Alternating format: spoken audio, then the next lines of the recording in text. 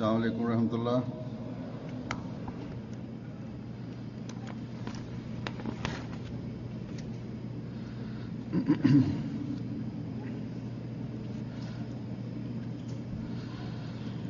أشهد أن لا إله إلا الله وحده لا شريك له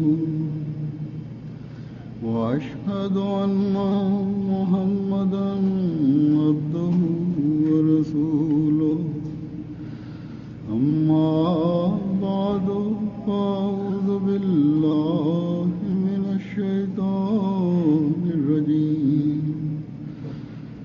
بسم الله الرحمن الرحيم. الحمد لله رب العالمين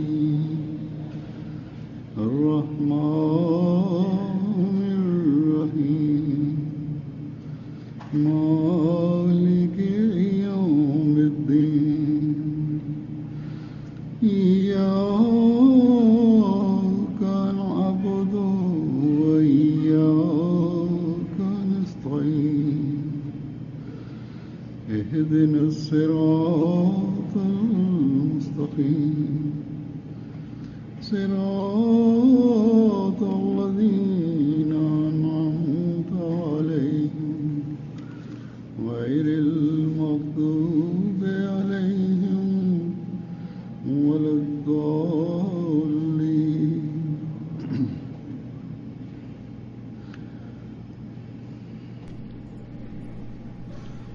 الحمدللہ کہ آج جماعت احمدیہ الحمد لله امریکہ کا على أن اليوم تبدأ الجلسة السنوية للجماعة الإسلامية الأحمدية في الولايات المتحدة الأمريكية، حيث أشارك في جلسة جماعة أمريكا مرة ثانية.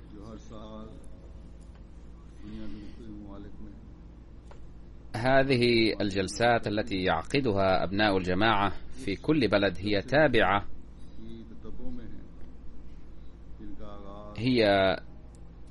هي تابعة للجلسة التي أسسها سيدنا المسيح الموعود عليه الصلاة والسلام،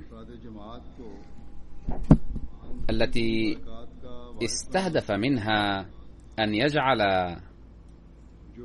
أفراد الجماعة ورثة للبركات الحقيقية التي تتسبب في تحسن دنياهم وعقباهم، والتي ينبغي أن يستمروا في اكتسابها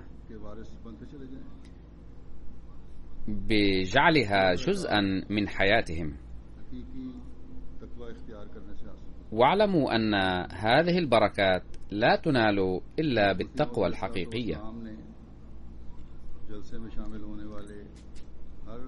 ولقد توقع سيدنا المسيح الموعود عليه السلام من كل مشارك في الجلسة أن ينال هذه المعايير.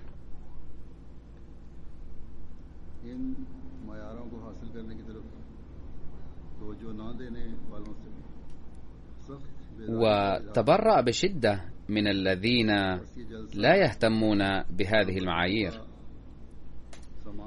فإذا كانت هذه الجلسة تأتي ببركات كثيرة، ففي الوقت نفسه هي مقام خوف كبير أيضا للأحمد الصادق،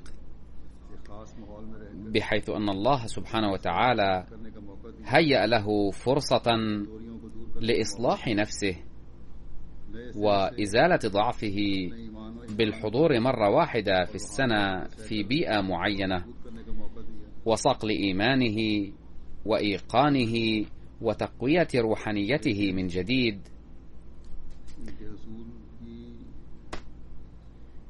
لكنه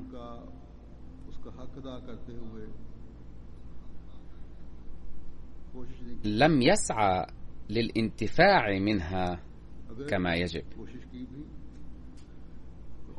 وإذا كان قد سعى لها جاهدا فلم يقدر على المحافظة على سعيه بنفس المستوى في المستقبل. فإذا حصل للأحمدي إدراك حقيقي لبركات الجلسة وفيوضها وسعى لذلك، ثم جمع هذه البركات والتغييرات الطاهرة بحضور الجلسة كل سنة، فسوف نرى محطات جديدة للتقدم على درب التقوى كل عام، ومحطات التقدم هذه سوف تمكننا من الوصول إلى حيث كان سيدنا المسيح عليه الصلاة والسلام يريد أن يرانا فيه. فنحن بحاجة ماسة إلى الاعتناء بأمنية قلبية لسيدنا المسيح عليه الصلاة والسلام بحق المشاركين في الجلسة، ونحن بحاجة إلى السعي لنيل ذلك الهدف الذي كان في قلبه من عقد هذه الجلسات السنوية، والذي أعرب عنه في قوله: ليكون اهتمامهم بالآخرة أكثر من هذه الدنيا. ولقد ركز كثيرا على أن ننشئ في قلوبنا التقوى لتحقيق مستوى الأولويات هذا. فالتقوى أن تؤدوا حقوق الله بخشية القلوب،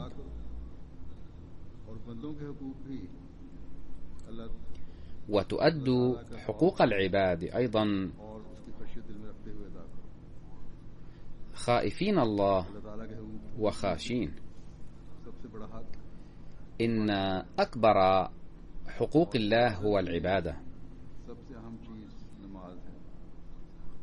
وأهم جوانب العبادة الصلاة، التي قال النبي صلى الله عليه وسلم عنها: الصلاة مخ العبادة. فلقد تكلمت حول هذه الفريضة المهمة للمؤمن الصادق وحق الله الأهم هذا، وسلطت الضوء عليه في الخطبة الماضية، فالذين لم يسمعوها فليسمعوها وليسعوا لنيل هذه المعايير لعبادتهم على أقل تقدير.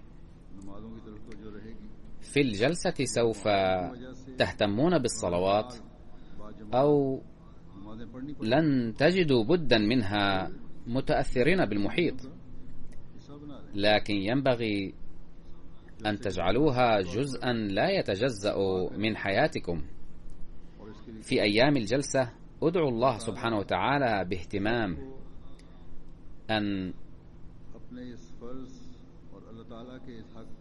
أن يوفق الجميع لأداء هذه الفريضة.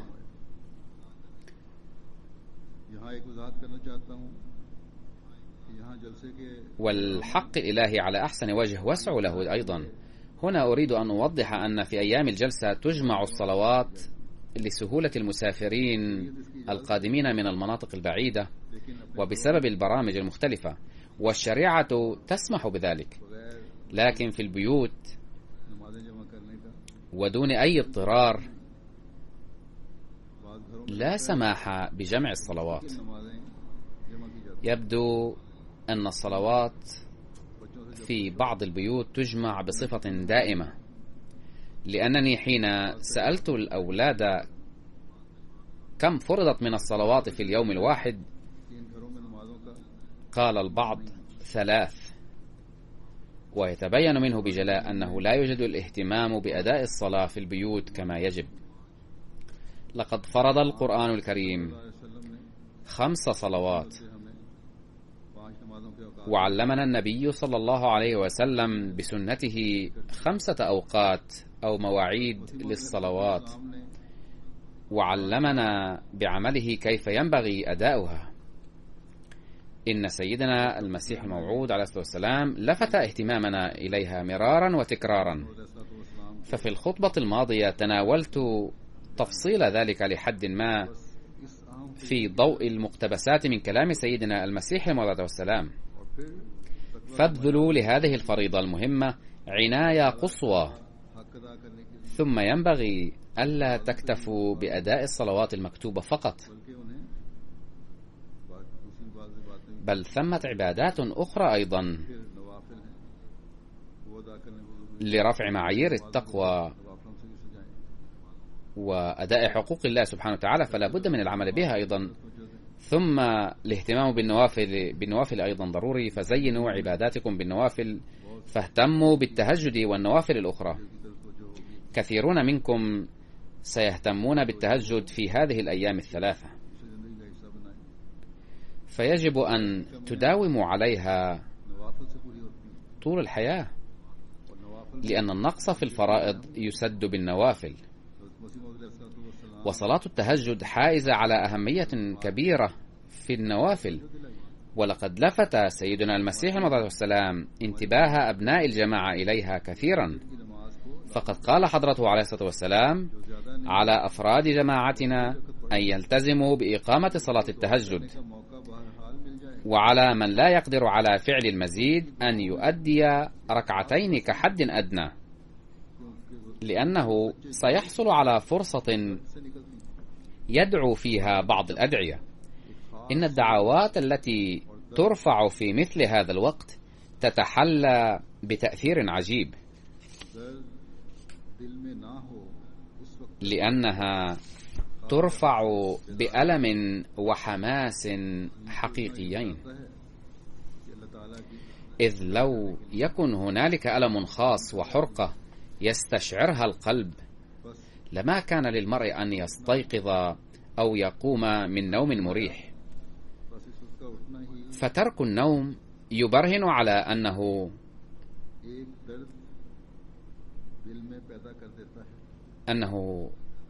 يقدم هذه التضحية لنيل رضوان الله فقط. فقد قال حضرته عليه السلام بأن مجرد النهوض في هذا الوقت يولد في القلوب ألما يخلق في الدعاء رقة واضطرابا، وهذا الاضطراب والاضطرار يتسبب في إجابة الدعاء. فهذه هي الأهمية للتهجد، إذ مجرد استيقاظ المرء من أجلها يخلق فيه انقلابا. لقد ظهرت في العالم المعاصر أولويات مختلفة ينام معظم الناس ليلا بسببها متأخرين، فمن المؤكد أن المجاهدة لأداء التهجد تشكل وسيلة كبيرة في هذه الأوضاع لإحداث التغيير الطاهر والتقدم في التقوى. فأداء حق العبادة هذا إذا كان يقرب المرء إلى الله، ففي الوقت نفسه يمثل وسيلة قوية رائعة لمصلحته الشخصية. إن أكبر حق يجب على المؤمن أداؤه بعد حق الله هو حق إخوته.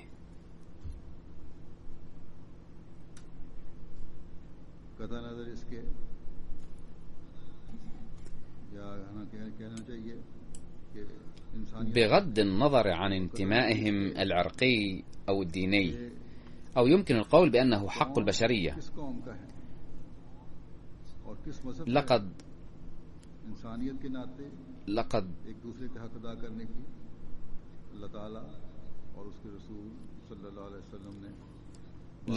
أوصى الله تعالى ورسوله صلى الله عليه وسلم مرارا وتكرارا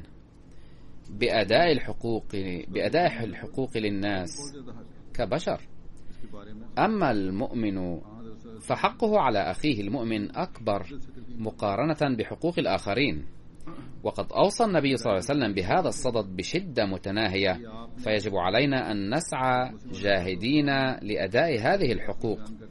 لقد وجه المسيح عليه السلام أيضا إلى أداء حقوق العباد عند بيانه الأهداف من الجلسة، وقال بأن عليكم أن تخلقوا في قلوبكم الرفق واللطف المتبادل، ويجب ألا يكون ذلك مقتصرا على أيام الجلسة فقط، بل بل يجب ممارستهما في الحياة العادية أيضا.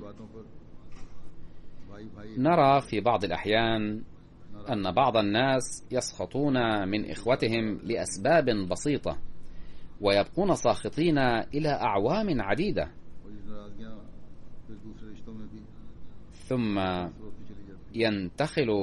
ينتقل هذا السخط إلى علاقات القرابة الأخرى أيضا. الحق أن قلة الرفق واللطف والتعاطف وعدم مراعاة عواطف الآخرين يتسبب في تفكيك البيوت والأسر أحيانا، أي عندما تقل المواساة وينقص الرفق والحب تتحطم البيوت. كان هناك زمن حين كنا نقول بأن نسبة الطلاق في المجتمعات الغربية عالية جدا بسبب الحرية المطلقة وعدم الاطمئنان في البيوت، إذ لا يراعي الزوجان عواطف بعضهما بعضا، ولا يخاطبون بعضهما بعضا بالحب والتودد بعد مرور فترة من الزمن، فيتحول إلى العداوة ما كان حبا في البداية. والسبب في ذلك أن الثقة المتبادلة مفقودة في هذه المجتمعات أو تقل يوما إثر يوم، وهذا يسفر في نهاية المطاف إلى تفكك الأسر. أما الآن فإن الأوضاع الراهنة تهيئ لنا أيضا وقفة تأملية بوجه خاص، إذ نجد الاضطراب والقلق متزايدا في بيوت الأحمديين أيضا، الأمر الذي يسفر عن تفكك الأسر. التقارير التي تصلني من دار القضاء أو من لجان الإصلاح من مختلف البلاد توحي بأن نسبة الطلاق والخلع مرتفعة جدا في أماكن كثيرة. فعلى كل أحمدي أن يهتم جيدا بكل جانب من جوانب الرفق واللطف والمواساة، وعليه أن يسعى جاهدا في هذا السبيل. وهناك حاجة إلى أن يوسع الأحمديون دائرة رفقهم ولطفهم ومواساتهم،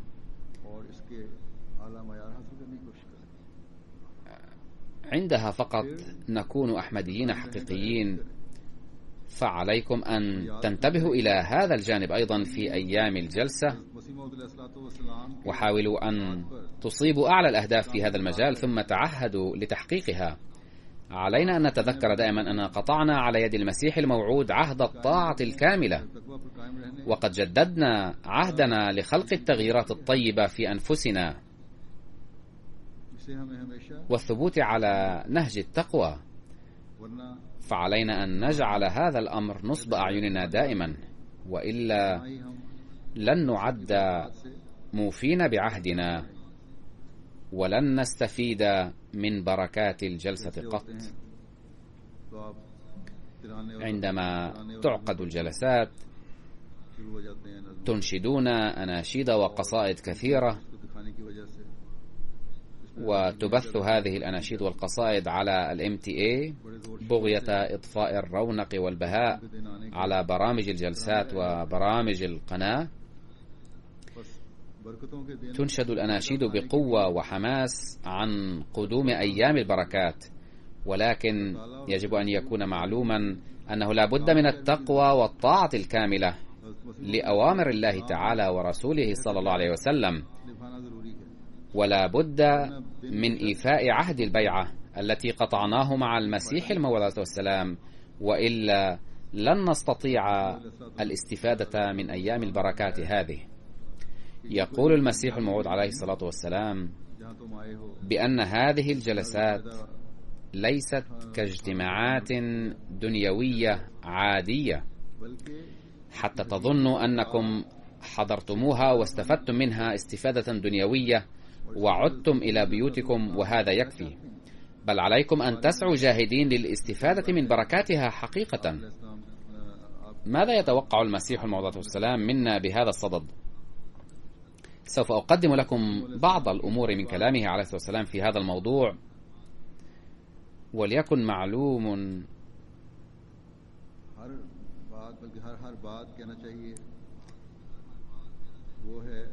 أن من شأن كلام المسيح عليه الصلاة والسلام أن العاملين به يستطيعون أن يصبحوا أناسا ربانيين، وهذا كان الغرض من بعثته عليه الصلاة والسلام، أن يجعل الناس أناسا ربانيين تأسيا بأسوة سيده ومطاعه محمد صلى الله عليه وسلم. فأولا أقدم لكم مكانة المسيح الموعود عليه الصلاة والسلام وأهميتها وأهمية طاعته الكاملة في كلمات حضرته، حيث يقول: لقد بايعتم على يدي وآمنتم بي مسيحا موعودا وحكما عدلا، ولكن إذا انتاب قلوبكم بعد هذا الإيمان سخط أو كدر بالنسبة إلى حكمي أو عملي، فعليكم أن تفحصوا إيمانكم جيدا. الإيمان الذي تشوبه الشوائب والأوهام لن يسفر عن نتيجة، ولكن إن كنتم قد آمنتم بصدق القلب بأن المسيح الموعود حكم فعلا، فاستسلموا لحكمه وفعله، وانظروا إلى قراراته بنظرة التبجيل، لكي تعدوا من الذين يبجلون كلام رسول الله صلى الله عليه وسلم ويعظمونه.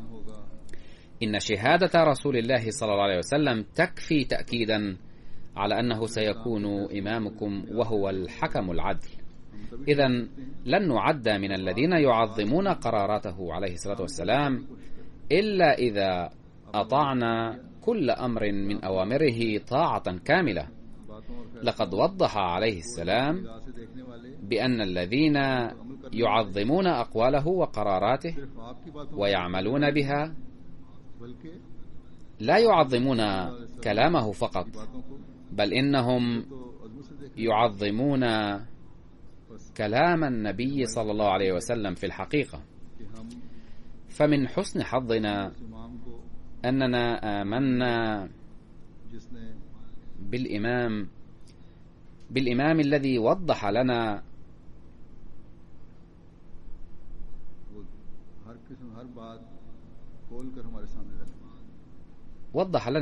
كل ما بينه رسول الله صلى الله عليه وسلم،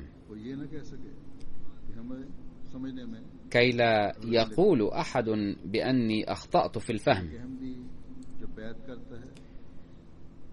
فالأحمدي عندما يبايع يتحتم عليه أن يتنبه إلى مسؤولياته دائما، فليعلم أن الأهواء الدنيوية وأولوياتها تبعده من عهد البيعة، بل الحق أن عهد شخص مثله لا يبقى قائما أصلا. فعلى كل أحمدي أن يحاسب نفسه في أيام الجلسة من هذا المنطلق أيضا. يقول المسيح عليه السلام ناصحا الجماعة: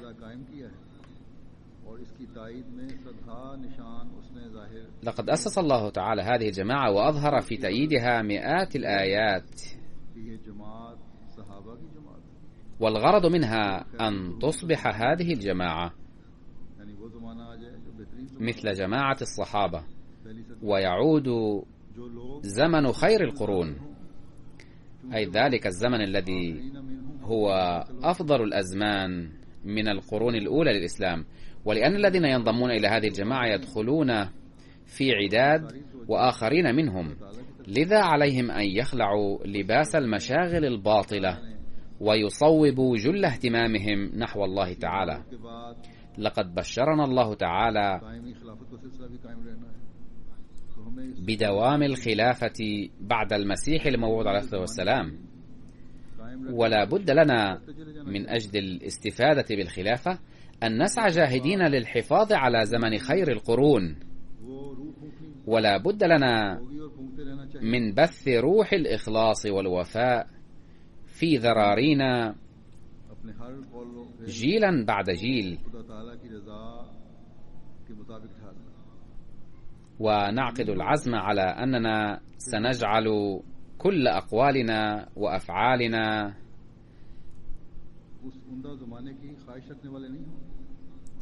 متوافقة مع رضا الله تعالى، ولا يسعنا بدونه عقد الأمل على عودة خير الأزمان التي ذكرها المسيح عليه السلام، بل سنغرق في هذه الحالة في عصر الظلام الحالك.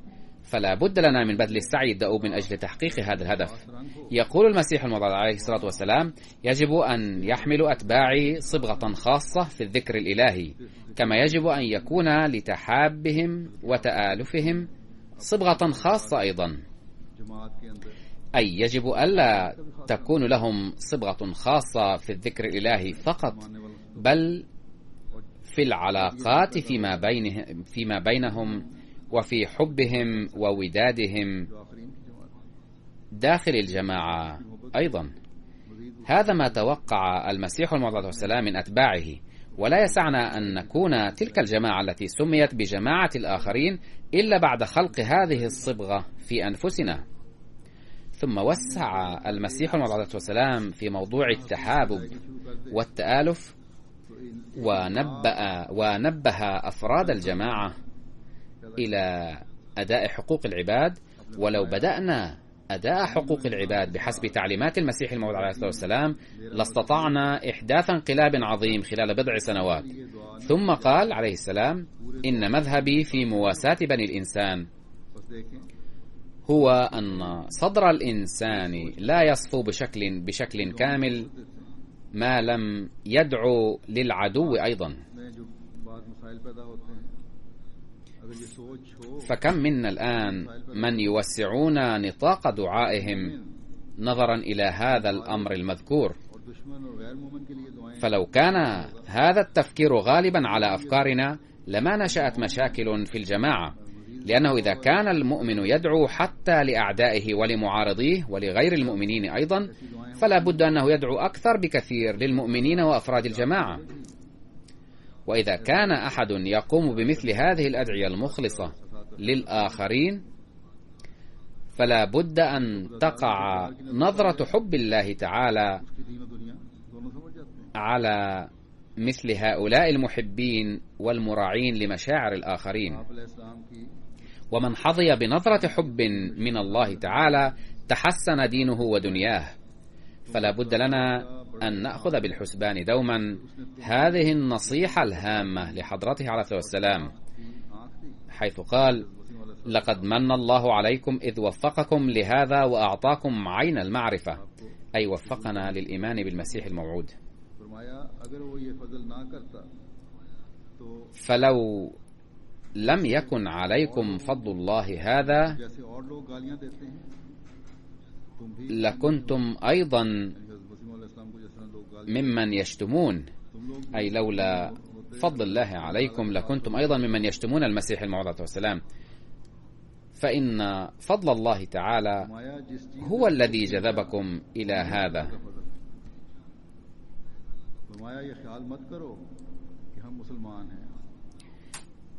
لا تغتروا بأنكم مسلمون وتنعمون بنعمة عظيمة هي نعمة الإسلام.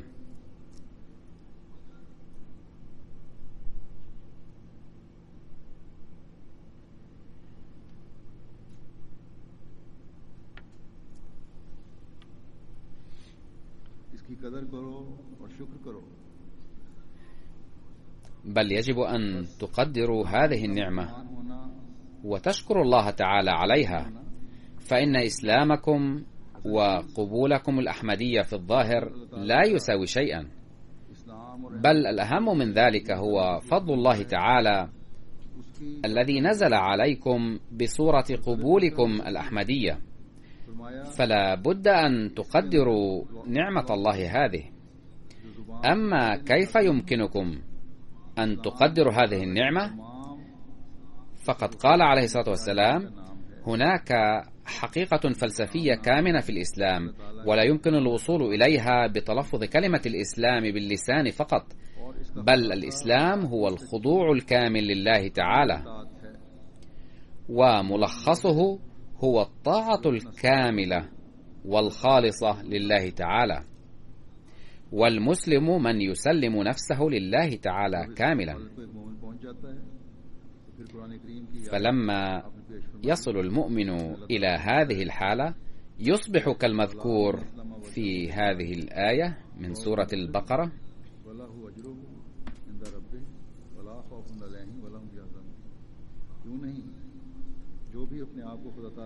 بلى من أسلم وجهه لله وهو محسن فله أجره عند ربه ولا خوف عليهم ولا هم يحزنون. فإن الله تعالى يعد بأن من يسلم وجهه لله ويؤثر رضاه على كل شيء فسيزيل عنه كل حالة الخوف والحزن. معنى الإحسان في قوله وهو محسن هو إسداء المعاملة الحسنة مع الآخرين، تلك المعاملة التي تخلو من كل نوع من المقاصد الشخصية. ومن معانيه أيضا أن يراعي الإنسان الحسنة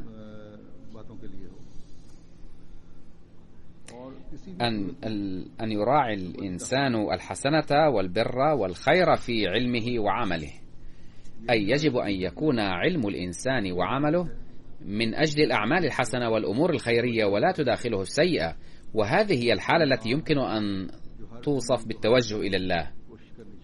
وهذا هو المقام الذي يجب على كل أحمدي أن يسعى لنيله.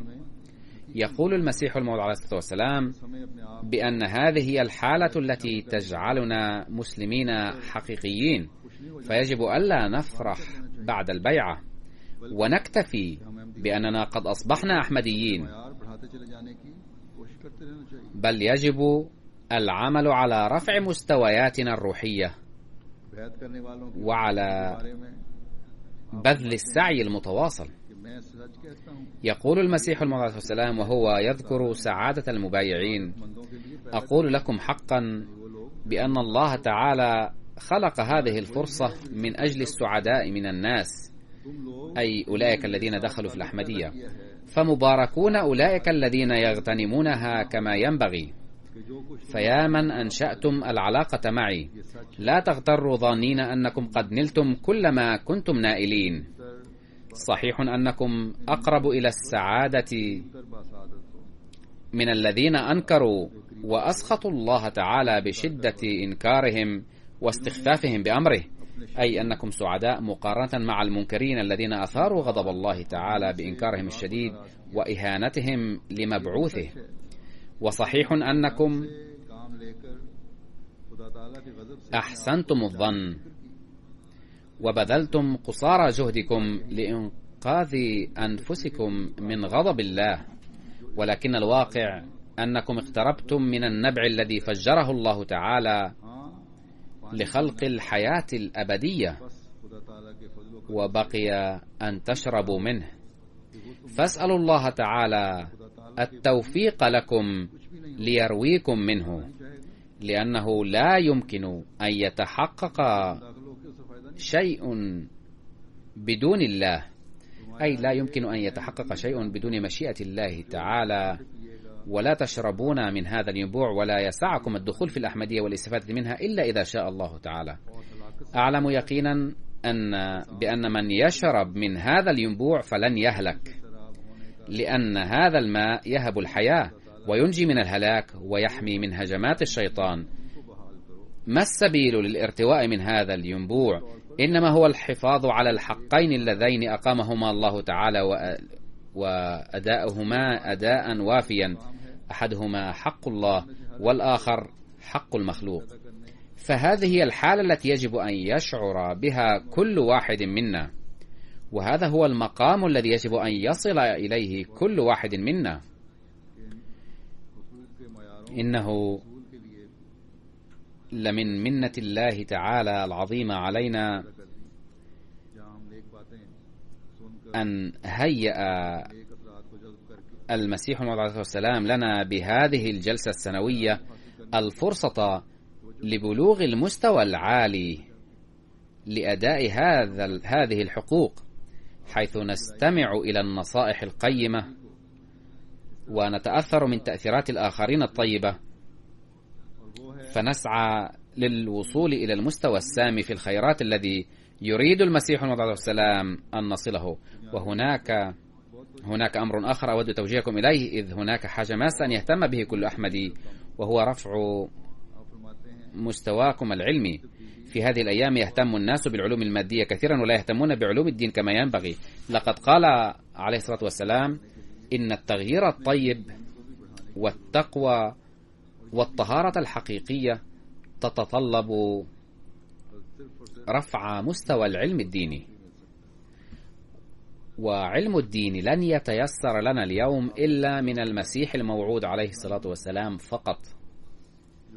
لقد ترك لنا كنزا كبيرا من كتبه المليئة بلآلئ العلم والعرفان، لذا فهناك حاجة ماسة لمطالعة كتبه عليه الصلاة والسلام.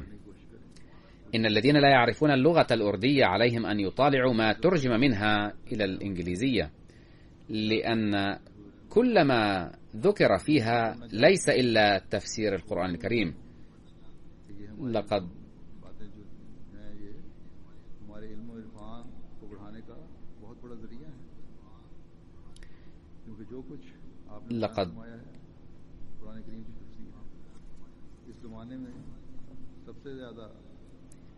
لأن كل ما ذكر فيها ليس إلا تفسير القرآن الكريم.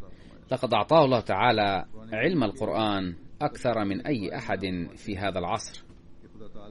لقد قال عليه الصلاة والسلام وهو يحث على ضرورة قراءة القرآن: إن الله تعالى قد كشف علي بفضله أن القرآن الكريم كتاب حي ومنير، وأقول ناصحا للذين يرتبطون بي مرة بعد أخرى: إن الله تعالى قد أقام هذه الجماعة لكشف الحقائق، فبدونها لا يتولد نور في الحياة العملية، وإنما تكشف الحقائق على من يتيسر له علم القرآن الكريم، وبدون ذلك لا نور ولا ضوء في الحياة، ولن يتيسر علم الدين لأحد. أريد أن ينكشف فضل الإسلام على العالم من خلال صدقه العملي، وقد بعثني الله تعالى لهذا الغرض نفسه. فاقرأوا القرآن الكريم بكثرة، ولا تقرأوه كقصة فارغة، بل اقرأوه باعتباره كلاما مليئا بالحكم. فما دام المسيح الموعود والسلام قد أخبرنا أن هذه هي غاية بعثته، وقد حث أتباعه على تحقيق هذه الغاية العظمى، فمن واجبنا أن نقرأ القرآن ونفهمه ونكشف حسنه وجماله على الناس وننشره بينهم. إن أكبر سلاح بأيدينا للدعوة والتبليغ هو القرآن الكريم، ويجب ألا يصاب أي منا شابا كان أو كبيرا بالإحساس بالدونية من أي نوع ويقول: كيف نستخدم هذا السلاح والعالم يتحدث ضد المسلمين والقرآن الكريم. اعلموا أن هذا هو السلاح الوحيد الذي سيكون غالبا على أديان العالم كلها. فعلينا بتعلم القرآن ثم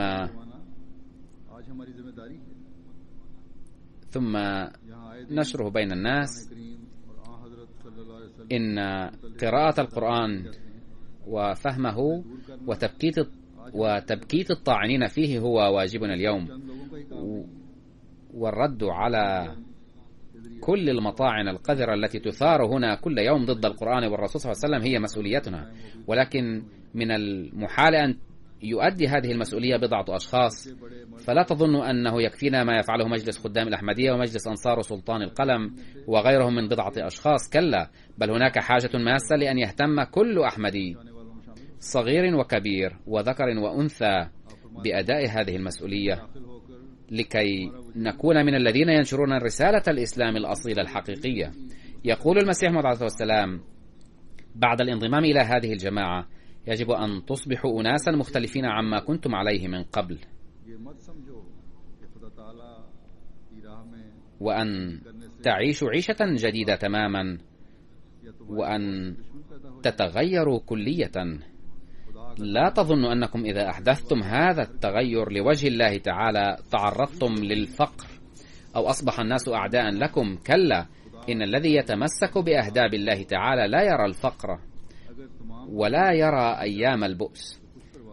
إن الذي يواليه الله تعالى لا خوف عليه وإن عاداه العالم كله.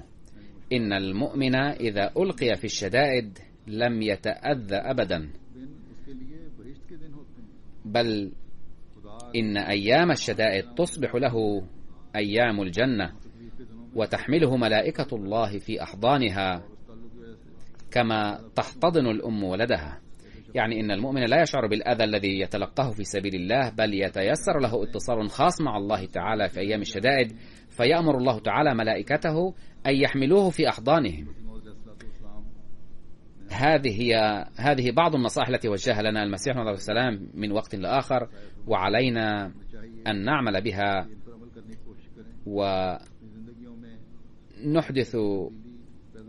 ونحدث في حياتنا تغييرا طيبا يرضى الله به.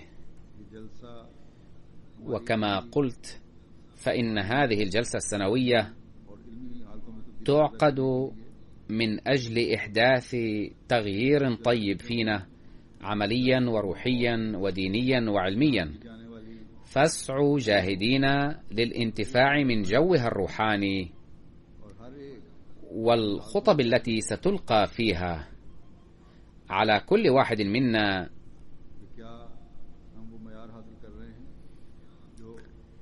أن يحاسب نفسه ويرى فيما إذا كان يسعى للوصول إلى المستوى الذي أراده لنا المسيح الموعود عليه الصلاة والسلام أم لا. عندها سنكون مما ينتفعون من هذه الجلسة حق الانتفاع وينالون من بركاتها، وإلا ستصبح هذه الجلسة كأي مهرجان دنيوي. وفقنا الله جميعا لتحقيق هذا الهدف. أود توجيه أنظاركم إلى أمر هام يتعلق بإدارة الجلسة، وهو أن على كل واحد من الحضور أن يكون متيقظا ويراقب من حوله جيدا، فهذا ضروري جدا من أجل أمن الجلسة وسلامتكم أيضا. كما أنه من واجب كل أولئك الذين تطوعوا لتقديم الخدمات في الجلسة أن يتذكروا خاصة أن بعضهم لا يهتمون بأداء صلواتهم خلال الجلسة. عليهم أن يهتموا بالصلاة اهتماما خاصا، وعلى مسؤوليهم أن يضمنوا ذلك. كذلك على الإخوة جميعا أن يهتموا بذكر الله تعالى خلال أيام الجلسة خاصة، لأن هذا هو أكبر هدف لها. وفقنا الله جميعا لذلك، آمين.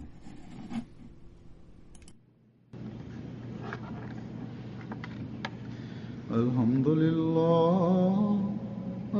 لله نحمده ونستعينه ونستغفره ونؤمن به ونتوكل عليه ونعوذ بالله من شرور أنفسنا ومن سيئات أعمالنا. من يهده الله فلا مضل له ومن يضلله فلا هادي له. ونشهد أن لا إله إلا الله ونشهد أن محمدا ورسوله عباد الله رحمكم الله إن الله يأمر بالعدل والإحسان وإيتاء ذي القربى وينهى عن الفحشاء